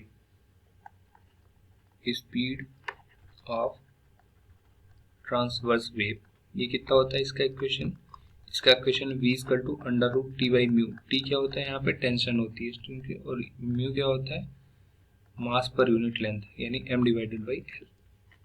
simple बात, इतने पे खत्म। ठीक है, इसके बाद फिर आपकी आ जाती है वेव्स आ जाती हैं, दो तरह की वेव्स होती हैं, स्टेशनरी और प्रोग्रेसिव। फिर इसमें आपको एक मिलता है नोड्स और एक होता है एंटी नोड। नोड पे क्या होता है, जहाँ पे मिनिमम एम्पलीट्यूड और एंटी नोड पे मैक्सिमम एम्पलीट्यूड, कुछ इस तरह का। यानी ये जो एंड पॉइंट्स हैं ये नोड हो गए, और ये जो बीच का है ये एंटी नोड हो गया। बस बात खत्म, सिंपल। ठीक, फिर आते हैं स्टेशनरी वेव्स। स्टेशनरी वेव्स को लेकर के ना दो तरीके के आप क्या बनाते हो, एक स्ट्रेच्ड स्ट्रिंग पे किस तरह से जो है stationary wave, transverse stationary wave कैसे बिहेव करेंगी। अगर इसके आप दोनों एंड फिक्स कर दो, फिक्स्ड एंड जब लेते हो तो आपको एवरी टाइप जो है मिलती है, कौन सी, जो आपके नोड है एंटी नोड है, यानी कि आप हर तरह की जो है हार्मोनिक टोन मिलती हैं, और उसको आप डिनोट करते कैसे करते हो, F equal to N V by 2L every type. Fixed end हो, यानी दोनों एंड फिक्स्ड हो या फिर दोनों एंड या तो फिक्स हो या तो दोनों एंड क्लोज हो, both and fixed, both either closed और ओपन, ठीक है। उस केस में ये आता है, n जो है ये इंटीजर है, n इक्वल टू 1 2 3 ऐसे। लेकिन अगर वन एंड क्लोज्ड, यानी कि अगर इसमें से कोई भी एक एंड क्लोज हुआ तो उसमें जो f आता है वो इस तरह से ना आकर के वो किस तरह आएगा, 2n+1। n इक्वल टू 1 रखोगे तो कितना, n इक्वल टू पहले 0 रखो तो कितना आएगा 1, n इक्वल टू 1 रखो तो कितना आएगा 3। तो यहाँ पे जो है n की वैल्यू यहाँ से स्टार्ट होती है 0 से, ठीक है। अगर आप इसको चाहो तो जो मर्जी लिख लो, और ये नीचे डिवाइडेड में आपका आ जाएगा 4 है। ये होती है फंडामेंटल फ्रीक्वेंसी। ये और वन एंड जो क्लोज होते हैं ये सिर्फ only odd harmonics are generated, यानी सिर्फ ऑड हार्मोनिक्स को ही जनरेट करने के काम में आते हैं ये, ठीक है। Very good. अब इसके बाद जो लास्ट इसमें बचेगा वो है क्या, जो हमको पढ़ना होगा वो है डॉपलर इफेक्ट। तो डॉपलर इफेक्ट वाला फार्मूला क्या होता है, डॉपलर इफेक्ट, ठीक। डॉपलर इफेक्ट का फार्मूला क्या है, इसके लिए आपको एन यानी एन डैश जो फ्रीक्वेंसी है N equal to V, N equal to N फिर V plus minus V M plus minus V U velocity of observer divided by V plus minus V M medium फिर plus minus V S velocity of observer, source observer sound की velocity, V M जो है medium की velocity, ये होगा formula. अब कौन आ रहा है कौन जा रहा है उस हिसाब से आप पॉजिटिव निगेटिव रखते चले जाओ, आपको खटाक से आंसर इसका मिलता चला जाएगा। यहाँ पे आपका साउंड वेव्स खत्म। अब नेक्स्ट जो स्टार्ट करने वाले हैं वो है आपका thermodynamics, one of the most important thermodynamics,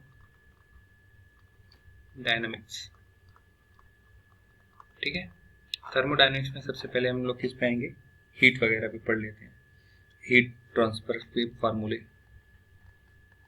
heat transfer में सबसे पहले जो फार्मूले आते हैं उनको देखते चलते हैं, ठीक है।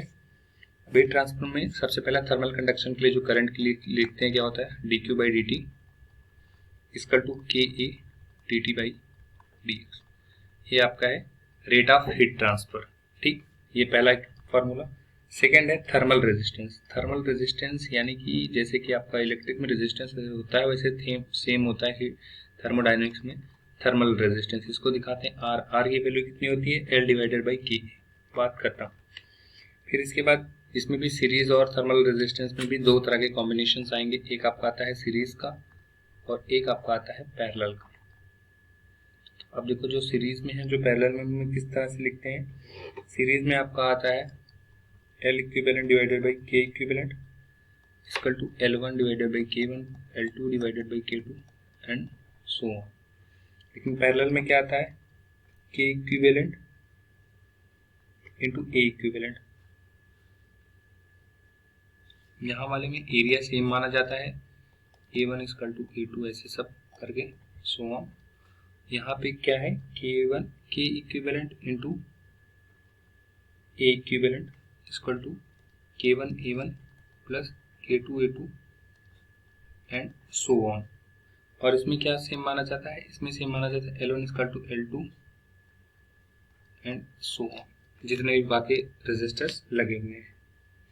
अब देखो एब्जॉर्प्शन ट्रांसमिशन इसमें भी होता है। एब्जॉर्प्शन के लिए ए एब्जॉर्प्शन दिखाएगा, ट्रांसमिशन के लिए टी ट्रांसमिशन दिखाता है इसमें, और स्मॉल ई का मतलब क्या होता है, एमिशन। हमेशा किसी भी सरफेस पे आर प्लस टी प्लस ए या ई बोल लो, आर एक आर मैंने डिस्कस नहीं किया, आर होता है रिफ्लेक्शन, आर टी प्लस ए इसका सम जो है हमेशा 1 के बराबर आएगा। फिर एमिसिव पावर क्या होती है, एमिसिव पावर का फार्मूला क्या है, emissive power equal to E equal to delta U divided by delta A into delta T. ठीक है, इसी को आपने जो है इमिसिबिलिटी के नाम से दे रखा है। E of a body at T temperature, E of body यानी E B, E of body at T temperature, E of black body at T temperature. कुछ इस दोनों के रेशियो को क्या बोलते हैं, इमिसिबिलिटी।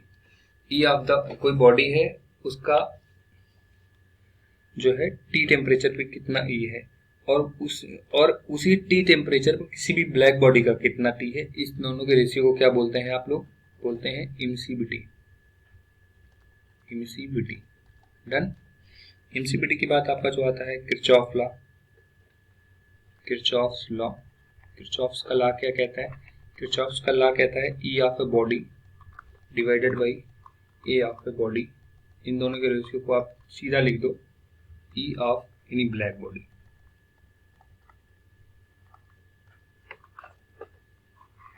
डन।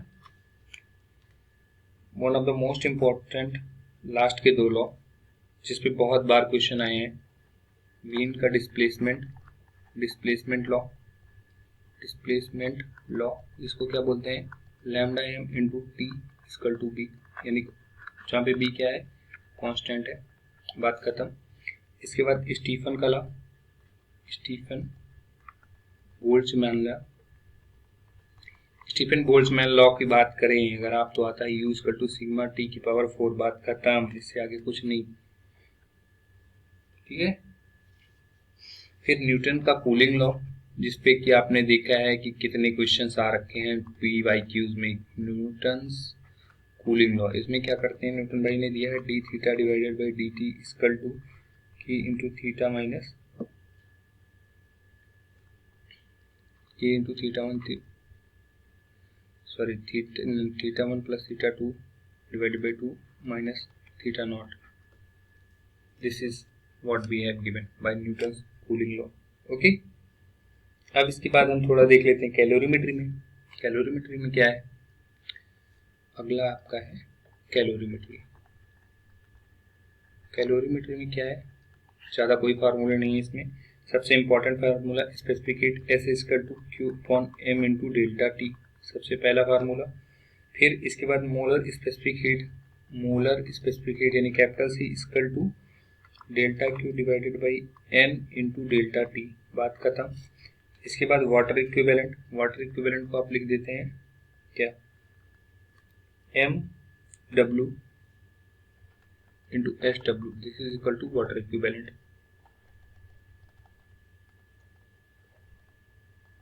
और एक सबसे ज़्यादा इंपॉर्टेंट, दी गई उष्मा इक्वल टू ली गई उष्मा, यानी given equal to taken, m1 s1 delta t1 equal to m2 s2 delta t2, given equal to taken. बस बात खत्म, कैलोरीमेट्री भी आपकी खत्म हो गई। अब इसके बाद आपका क्या आएगा, अब इसके बाद आपका जो बचेगा वो होगी आपकी थर्मोडायनामिक्स और केटीजी। ठीक है, अब यहाँ पे हम क्या लिखें, सबसे पहले केटीजी लिख लेते हैं। केटीजी के लिए क्या है, केटीजी के लिए सबसे पहला equation, total translational kinetic energy of gas की ई ट्रांसलेशनल 3/2 PV या फिर 3/2 nRT, बात खत्म। या फिर हाफ m कैपिटल M यानी टोटल मास v का स्क्वायर, या फिर आप इसे VRMS भी लिख सकते हो, बात खत्म। आपको पता है VRMS क्या होता है, VRMS की वैल्यू होती है 3p/ρ, ठीक है। VRMS की और एक वैल्यू होती है, क्या होती है, 8 kT divided by pi small m। Most probable speed की क्या वैल्यू होती है, VMP, वो मोस्ट प्रोबेबल स्पीड यानी √2 kT divided by small m। और एक चीज, VRMS is greater than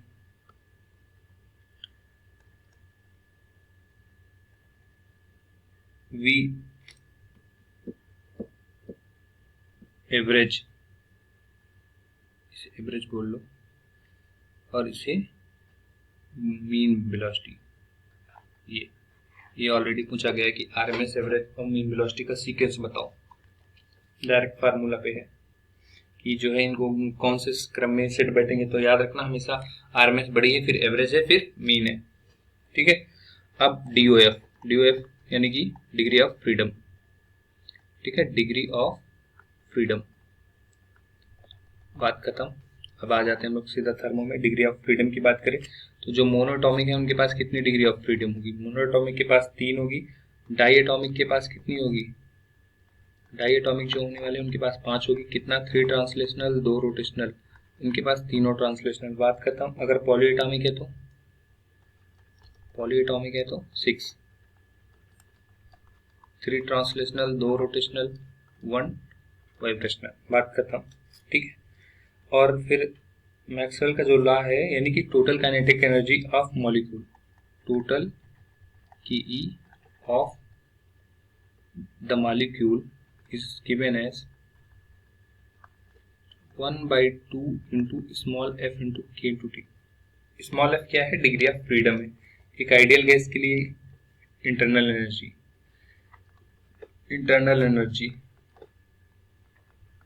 is equal to given as F/2 nRT, simple as that.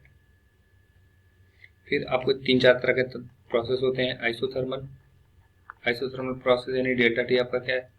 0, delta T 0। Isochoric है यानी डेल्टा वी 0 है। आइसोबारिक होता है, आइसोबारिक यानी कि क्या होता है आपका? 0, डेल्टा पी यानी प्रेशर में कोई चेंज नहीं होगा। इसके बाद साइक्लिक प्रोसेस जिसमें कि आपका सब कुछ 0 ही होता है, कोई भी चीज़ ले लो आप सब 0 होगा। इसके बाद आइसोबारिक, आइसोकोरिक, आइसोथर्मल, और क्या चीज़ कांस्टेंट होती है जी? एक होता है फिर आपका एडियाबैटिक, यानी कि कोई भी हीट का चेंज नहीं होता, यानी डेल्टा क्यू इक्वल टू 0। ठीक है, एज सिंपल एज दैट। फिर हीट का थर्मोडायनेमिक्स का जो आपका लॉ होता है, delta Q equal to delta U plus delta W. सारे यहीं पे रखते जाओ, निकालते जाओ, रखते जाओ, निकालते जाओ, बात खत्म। फिर एक चीज और बचती है आपकी, वो है स्पेसिफिक हीट। स्पेसिफिक हीट अगर मैं देखूं, स्पेसिफिक हीट क्या होगी? स्पेसिफिक हीट जो लिखते हैं वो होती है CV इक्वल टू होती है F/2 into R. CP equal to होती है F/2 plus 1 into R. Mayer का फार्मूला होता है CP minus CV equal to R. तो मोनोटॉमिक के लिए मोनो डाई, इन दोनों के लिए लिख लो CP/CV का रेशियो कितना होता है? CP/CV एक के लिए कितना आती है? 1.67। मोनो के लिए CP/CV जो है यहाँ पे कितना आती है? डायटोमिक के लिए 1.4, बात खत्म। ठीक है। अब एडियाबैटिक प्रोसेस में क्या हुआ? डेल्टा क्यू 0 होता है और इसका जो इक्वेशन होता है PV equal to gamma equal to constant. अब आप जो है इसमें थोड़ा सा चेंज करके PV इक्वल टू nRT से, अब आप इसी में आप चाहे P की जगह बाकी चीज़ें रखें, V की जगह बाकी चीज़ें रखें, बाकी वेरिएशन आप निकाल सकते हैं। ठीक है। सो इसी के साथ आप लोगों का नहीं, अभी आपको बचा है ग्रेविटेशन। ठीक है, तो नेक्स्ट आप लोगों का जो स्टार्ट करते हैं हम लोग वो है ग्रेविटेशन। ठीक है, और ग्रेविटेशन के साथ यहीं पे एंड मार देंगे। ओके, चलो ठीक है। ओके, सो ग्रेविटेशन में आते हैं हम लोग। सबसे पहले इसमें है फोर्स ऑफ अट्रैक्शन जो होता है उसको लिखते हैं F equal to capital G m1 m2 divided by r square होगा। करेक्ट, सीधी सिंपल सी बात है। फिर gravitational field G field, gravitational field due to spherical shape, सीधा लिखते जाते हैं, सिर्फ फार्मूला लिखना, कुछ नहीं करना। ग्राफ बनाओ, ये रहा आपका ग्राफ। शुरुआत में ये क्या होता है? कांस्टेंट है, कुछ पता नहीं है ये, यानी यहाँ के आउटसाइड, ये आउटसाइड ऑफ द सेल है, यानी small r equal to r, यानी सेल के अंदर, सेल के बाहर। अंदर में बाहर इसका कैसा बिहेवियर है? E equal to capital Gm divided by small r square, ये बाहर का है। अंदर का जो है inside the cavity E in equal to 0, E out equal to इतना, और ये E सरफेस है। E सरफेस पे कितना बिहेव कर रहा है ये? E सरफेस पे जो है इसका है capital Gm divided by r square, ये है ड्यू टू स्फेरिकल सेल। ठीक है, ये स्फेरिकल सेल की वजह से। अब स्फेरिकल सेल के बाद जो नेक्स्ट आएगा वो आपका सेकंड किसकी वजह से? Solid sphere. कोई सॉलिड स्फीयर की वजह से कैसे ग्राफ बनता है, उसका ग्राफ कुछ इस तरह का, शुरुआत में लीनियरली कुछ पड़ेगा, इसके बाद जाएगा। ई आउट अगर मैं बात करूं तो हर केस में सेम होता है, यानी कि capital GM divided by small R square, ये R equal to capital R है। इस पर्टिकुलर पॉइंट पे भी वही होगा, capital GM divided by R square. यहाँ पे आपका थोड़ा सा डिफरेंस आता है, वो होता है ई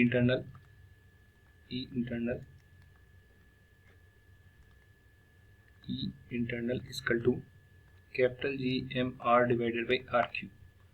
ठीक, अब मैं बात कर लेता हूँ एक्सेलरेशन ड्यू टू ग्रेविटी के बारे में। ठीक है, acceleration due to gravity small g, एक सेकेंड, ये पेन हर बार क्यों अटक जाती है। Acceleration due to gravity small g equal to क्या होता है, capital M divided by R square at r, यानी कि बहुत ज़्यादा हाइट हो, अगर उस टाइम पे हमारी जो आती है at any h, small g equal to capital GM divided by r plus h का whole square at r much greater than h। तब स्मॉल g की वैल्यू जो आती है small g 1 minus g dash लिखते हो इसको, 1 minus 2h divided by capital R, ये हो जाती है। और एट डेप्थ के समय पे ये कैसे चेंज होती है, g dash equal to 1 minus t divided by R। Clear, simple cut, कोई दिक्कत नहीं। चलो नेक्स्ट आता है आपका केपलर लॉ। केपलर का लॉ 3 था। सबसे पहला हमारा क्या था, इलिप्टिकल पाथ पे मूव करते हैं, ये था।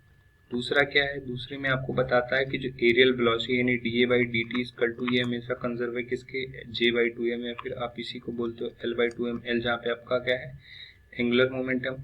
और फिर यहीं पे थर्ड वाला आता है, थर्ड वाले से बहुत बार क्वेश्चन पूछे गए हैं, जो कि T square is directly proportional to A cube, यानी कि आप यहाँ से लिख सकते हो कि जो आपका T square divided by A cube है, इसका रेशियो कुछ कांस्टेंट करके है। क्वेश्चंस को सॉल्व करने में आपको आसानी होगी, मैं इसलिए लिख रहा हूँ ऐसा, और ये सर्कुलर पाथ के लिए।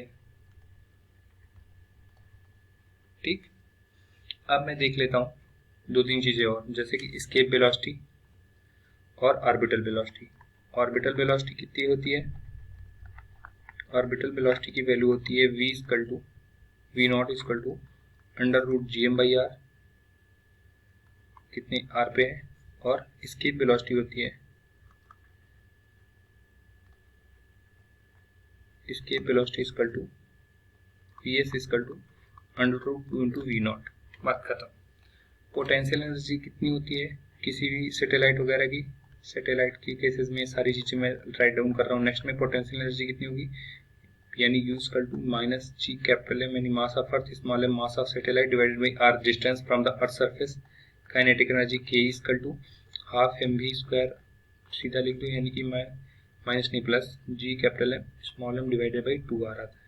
और इन दोनों की टोटल काइनेटिक एनर्जी कितनी आती है, TE यानी कि K प्लस U, ये आ जाती है कि मैंने GM capital M divided by 2R। ठीक, बाइंडिंग एनर्जी में पूछ लूँ कितना होगा, तो बाइंडिंग एनर्जी कितनी है, जितनी आपकी टोटल एनर्जी होती है उसी में माइनस कर दो, माइनस ई, यानी कि G capital M into small m divided by 2R, ये आपकी क्या हो जाती है binding energy. Time period of satellite यानी T equal to 2 pi R divided by V, यानी कि कितना 2 पाई R की power 3/2 divided by under root GM, ये होती है आपकी टाइम पीरियड ऑफ सैटेलाइट। बस बात खत्म, इससे आगे आपको कुछ नहीं जानना इसमें। ठीक, अब सबसे लास्ट टॉपिक पे आ चुके हैं हम लोग, जहाँ पे हम लोग पढ़ेंगे स्ट्रेस स्ट्रेन वगैरह के बारे में। यार फिर वही प्रॉब्लम, एक सेकंड जस्ट वेट करो गाइस। ठीक है, अब हम यहाँ पे देखेंगे स्ट्रेस स्ट्रेन वगैरह वाले चैप्टर्स। अब देखो, जो आपका स्ट्रेन होता है, stress is directly proportional to strain, ये आपको पता है। यहाँ से आप लिखते हो यंग मॉडुलस, यंग मॉडुलस को डिनोट किससे करते हो, वाई से। वाई क्या होता है, longitudinal stress divided by longitudinal strain, यानी FA जो आपका लॉन्गिट्यूडनल स्ट्रेस है। और जो स्ट्रेन होता है delta N divided by L। Stress upon strain जो होता है ये आपका यंग मॉडुलस है, तो स्ट्रेन में डेल्टा L यहाँ पे आ जाएगा और L यहाँ पे, ये हो गया आपका क्या, यंग मॉडुलस। बस बात खत्म इतनी यंग मॉडुलस में। या फिर मान लो F इक्वल टू कहीं कहीं पे दिया होता है MGL डिवाइडेड बाई, बाकी आप रखो तो वैल्यूज आती हैं पाई आर स्क्वायर इंटू एन, ये आपकी यंग मॉडुलस की वैल्यू होगी। इसके बाद दो तरह के और स्ट्रेन होते हैं, एक तो होता है आपका वॉल्यूमेट्रिक वाला स्ट्रेन और एक होता है जिसमें थीटा की यानी ट्विस्टिंग की जो है स्ट्रेन आती है। ये दो और तरह के स्ट्रेन एग्जिस्ट करते हैं। अब जिसमें वॉल्यूम में चेंज आता है उसे बोलते हैं बल्क मॉडुलस ऑफ इलास्टिसिटी, जिसे डिनोट किससे करते हैं, बीटा से, बल्क मॉडुलस। और इसको कैसे लिखते हैं, P equal to minus delta V divided by V, ये है आपका बल्क मॉडुलस के केस में। फिर आता है मॉडुलस ऑफ रिजिडिटी, जो मैंने बोला थीटा वाला केस, वहाँ आप उसको डिनोट करते हैं नीटा से, F tangential divided by A into phi, और फाई जो है ये ट्विस्टिंग एंगल है। और फिर लास्ट इसमें जो है सबसे इम्पॉर्टेंट आता है पॉइजन रेशियो। पॉइजन रेशियो का फॉर्मूला क्या होता है, delta D upon D, delta L नीचे फिर एल ऊपर, ये रहा आपका पॉइजन रेशियो। इतने पे इसकी बात खत्म होगी। वर्क डन वगैरह भी लिखना चाहो एक बार को स्ट्रेच करने में तो लिख दो, W D equal to 1/2 stress multiplied by strain into volume, बात खत्म होगी यहाँ पे। ठीक है, यहाँ तक है। इसके बाद आप क्या लिखते हो, प्रेशर। प्रेशर इक्वल टू क्या होता है, प्रेशर यानी P equal to force upon area. Done. इसके बाद आपका क्या आएगा, बर्नौली का इक्वेशन। बर्नौली की इक्वेशन को राउट डाउन करो, बर्नौली की इक्वेशन क्या है, P half rho V square equal to rho G H equal to constant, और इसी में एक आपका आता है A1 V1 equal to A2 V2। ठीक है, और वेंचुरी मोटर जो फॉलो करता है, किसको फॉलो करता है, वो फॉलो करता है बर्नौली के लॉ को। ठीक, इतना क्लियर है ना। फिर अगर प्रेशर की बात करें तो सरफेस टेंशन वाले चैप्टर में आ जाए, उससे पहले आप जान लो वैकेंट फोर्स क्या होता है। वैकेंट फोर्स जो होता है उसको आप दिखाते हो किससे, एफ बी। वैकेंट फोर्स जिसको एफ बी से लिखते हो, इसकी वैल्यू होती है रो बी रो इंटू जी, बात खत्म, इतना ही। फिर मैं बात करता हूँ सीधा आपके एक्सेस प्रेशर की, जो कि आपको देखने को मिलता है P excess equal to P internal minus P out. किसके केस में मिलता है, ये सरफेस टेंशन के। लिक्विड ड्रॉप जब होती है तो कितना होता है, ये लिक्विड ड्रॉप के केसेस में होता है आपका 2t डिवाइडेड बाई आर, और सोप के केस में कितना होता है, ये होता है 4t डिवाइडेड बाई आर, क्या पी एक्सेस की वैल्यू, या फिर आप बोलो डेल्टा पी की वैल्यू, इन दोनों केसेस में। ओके, आगे देख लेते हैं न्यूटन्स का लॉ ऑफ विस्कोसिटी। ठीक है, न्यूटन का लॉ ऑफ विस्कोसिटी क्या कहता है, F equal to eta A into delta V X divided by D Y. ये किसका है, न्यूटन्स का लॉ। इसके साथ साथ आप और क्या पाते हो, एक पॉइजली का फार्मूला, वो क्या होता है, Q equal to D V divided by D T pi P R की power 4 divided by 8 eta into L, ये होता है आपका पॉइजली का फार्मूला। और इसके बाद लास्ट में आपका एक और है, दो और है, एक है विस्कस फोर्स जिसे बोलते हो एफ वी, इसकी वैल्यू होती है 6 pi eta into R V, और एक चीज और आती है टर्मिनल वेलोसिटी। टर्मिनल वेलोसिटी यानी V T equal to divided by 2/9 into R square rho minus sigma into G divided by eta, ये बहुत इंपॉर्टेंट है टर्मिनल वेलोसिटी। इसी के साथ यहीं पे खत्म करते हैं हम लोग जो है आपका क्लास 11 के चैप्टर्स। Okay, thank you.